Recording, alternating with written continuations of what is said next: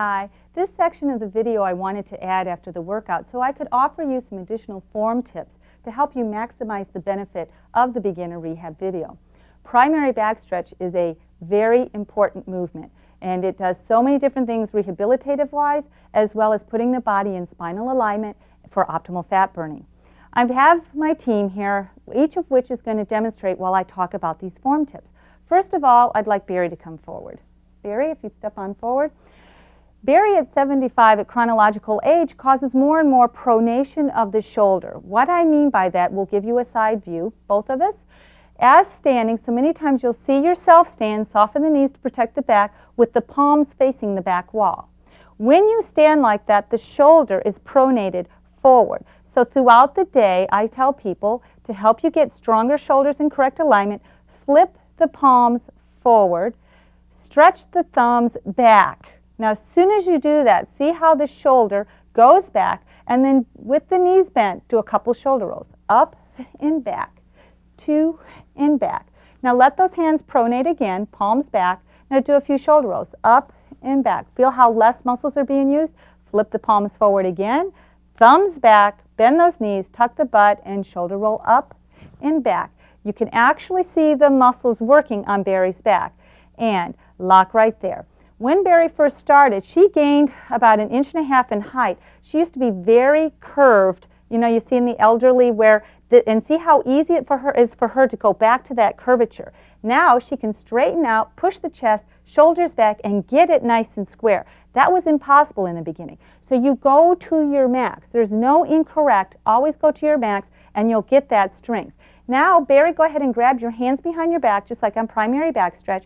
Palms are together. She tilts back and straighten, straighten, straighten as much as you can on the arm. Now, you can see it's slightly bent, but she's going to her max. So she's pulling the shoulders back to get that stretch. When I work with anyone trying to get a better turnout, I say focus on the elbow. So I have from the elbow where I turn it out. See how she immediately stood a little taller? It's because she can feel it and tightening. But how do you do that when you're at home alone? Well, we do it with a towel. So why don't we go ahead and get our towels. Barry will get hers, I'll get mine. And as Barry stands right here, I'm going to show you with my body, and then I'm going to have you see it with Barry's. In the beginning, a lot of people can't even reach their hands back, either because their pecs are really tight or they have excess body fat to where they can't even capture the hands together. So what I say is you grab a towel, the thumbs are facing towards each other. You just grab on the towel and thumbs face, turn towards the butt, turn out, turn out, turn out, turn out, turn out, all the way. Now you can see how my shoulders are all the way back and I'm not causing the tension. Now I'll show it with Barry. So Barry will face her back to you. So again, her palms are facing backwards. She points the thumbs towards each other. The arms are straight. She points towards the butt and then she points all the way out. Keep twisting out, out, out, out. Now, what did she do? She pronated. Now, as she comes and does it again, point the thumbs towards the back. I'll step in front. Thumbs point towards the butt cheek. Then goes out, then goes out, then goes out, all the way back. Feel the difference? The first time she pronated in, you know you're correct when the thumbs are out. Why does it pronate? Because that's the way we usually sit and stand throughout the day. But now the shoulder's completely back. Now lift touch. Lift. 2, 3, 4. Then you get the full lymphatic pumping. And from this, keeping those arms back there, face towards the light. Go ahead, toes forward, knees out. Go ahead to a flat back and show how you can use the towel, knees out, knees out, knees out, and see how much better she's able to keep her shoulder and her hip level because it's helping to pull those muscles on the back. From here, lift, touch. Lift, 2, 3, 4. Now hang on over. Go ahead and relax the head, knees are out. And inhale. Exhale, one hand holds onto the towel, drop it on down, relax the hands on down, and drop the towel, flip the palms, roll up, tuck, tuck, knees out, tuck, tuck, all the way till the chest arches out, shoulders back, big shoulder roll, and that's how you can get to the next level. Thanks, Barry. Next I have Emily, and Emily's going to come forward and go ahead and assume a side position facing the light of palms back, grabbing for primary back stretch. Go ahead and grab your hands together and straighten.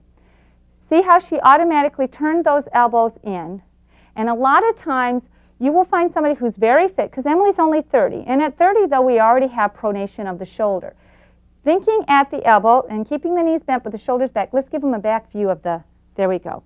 Now, let your elbows come out just a little bit and showing at the beginning stages. Right here, now straighten with them in that position and then twist inward. Twist, see what she just did? That takes strength. That's what you'll get as you come along of that shoulder turn back. And lift, touch, lift, 2, 3, 4. Now let's give a side view as you lift. Knees out, toes forward. As she lifts, again, lift. She keeps her shoulders back. Give them a demonstration of common air, how people tilt the shoulders forward as they lift. Whole body lifting forward. See? 2. That's one common error. And what she showed before, where it's not completely turned out, see how their shoulders are slightly pronated? Lift. And she can still lift, but she in the beginning, that could be somebody's max. Now twist elbows. Look how much more she got the shoulders back. And then that gives the ultimate for primary back stretch. Thank you very much, Emily. Primary back stretch will help you. And then the other one on joints, because with T-TAPP you never need weights. No matter how strong you get, you never add reps, and you never need to do more than 8 reps or 10 if you want more cardio. But you'll never have to add weights. Triceps have always been tricky. I added a new move in this video called tricep curls. I'm going to have Barry come forward because tricep curls in the beginning are very challenging. Let's face the light. Palms up, soften the knees, open out to the side. Notice how she's lifting back with her hand, with the thumb, with the wrist. That's because she's trying so hard to get the hand back. In the beginning, Barry couldn't even do this much. I would say she was about here, but pushing to her max. Then as the strength and flexibility came, the elbows push forward and the hands point back. As soon as you do that, you feel every muscle activate on the spine. As you curl in, slowly, slowly touch the top of the shoulders. Barry in the beginning was in the front of the shoulder. Give them a demonstration here, because then the elbow came back. But she was pushing. She was pushing to get the strength to eventually push, push, push, push, push. Look at that on her own. Open, open, open, down, down, down, down, up, up, up, up, all the way back down, and relax. That's what's given Barry that strength to keep her shoulders back. And as we face the front, that is the movement I created to rehabilitate tennis elbow. So if you have any friends with tennis elbow, that will take care of that pain. Now, last of all, one last move of which all of us are going to do together is if you get a leg cramp. There is a secret how to work leg cramps out. Most of the time, nobody gets cramping throughout T-TAPP because I always do a stretch after major fatiguing. But just in case, because sometimes it's a calcium deficiency or we're working so hard that we get a leg cramp. And let me stand in front. They'll go ahead and take their positions where they were before. And when you get a leg cramp, you have to work both right and left. And what it is, toes are forward. You bend the knees. The leg that is cramping, let's just say it's our right leg. You push the weight into the knee. Now, from here, the opposite knee is pushing out. You lift the heel high, high, at the same time you're pushing. Push, push, lift heel, lift heel, lift heel, all the way. Common error, look at my foot to see, is that people will let it roll out. Don't do that. You have to keep the heel and toe in alignment, and you're pushing that out to little toe. You're up high, you drop quick. So push, lift, lift, lift, keep the KLT back down. Again, push, push, push, push, KLT, KLT with both legs back down. Then you come up, keep the butt tucked, knees are bent, heel, toe, shoulders are back, heel, toe, again, heel, toe, heel, toe, keep that bottom knee bent, roll out, balance, 3, 4, now roll it in, 2, 3, 4, and most of the time the cramp is gone, but you have to do the other side. So bend the knees, push them out, now it's with the left.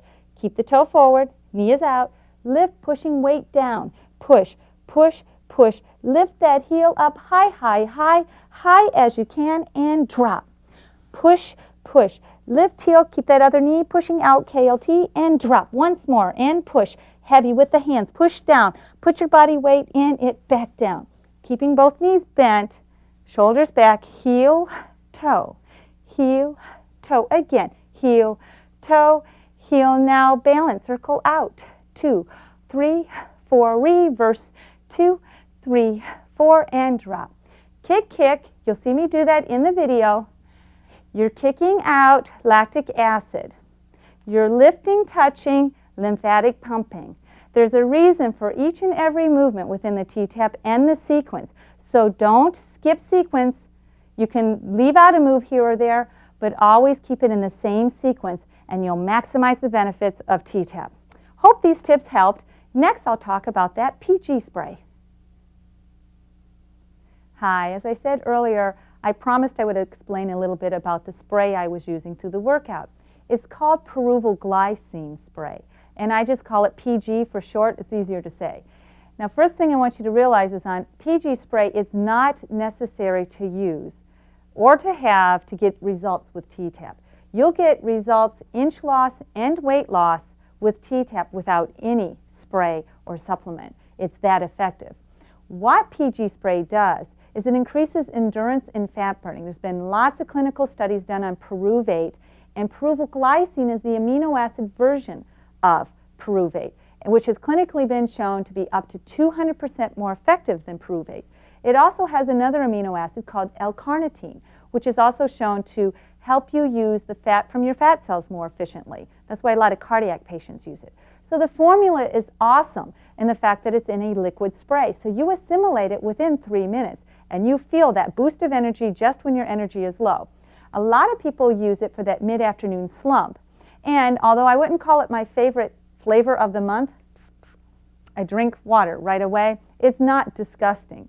But again, I stress, it's not necessary. Another spray I often use, I always follow it afterwards, let me spray, tastes much better, is called B12 Plus. I use this also sometimes during my workouts because it's an energy booster. Most people know that B12 gives energy, and it's most effective in a B12 shot. Well, because of this being an enhanced sublingual, you get the same effectiveness of a shot, and you feel that energy within 3 minutes. Awesome. It has B6, folacin, and B12, and these necessary nutrients have been shown clinically recently to help fight off cardiac disease. Something to the tune of up to 48% reduction if you supplement using folacin, B6, and B12.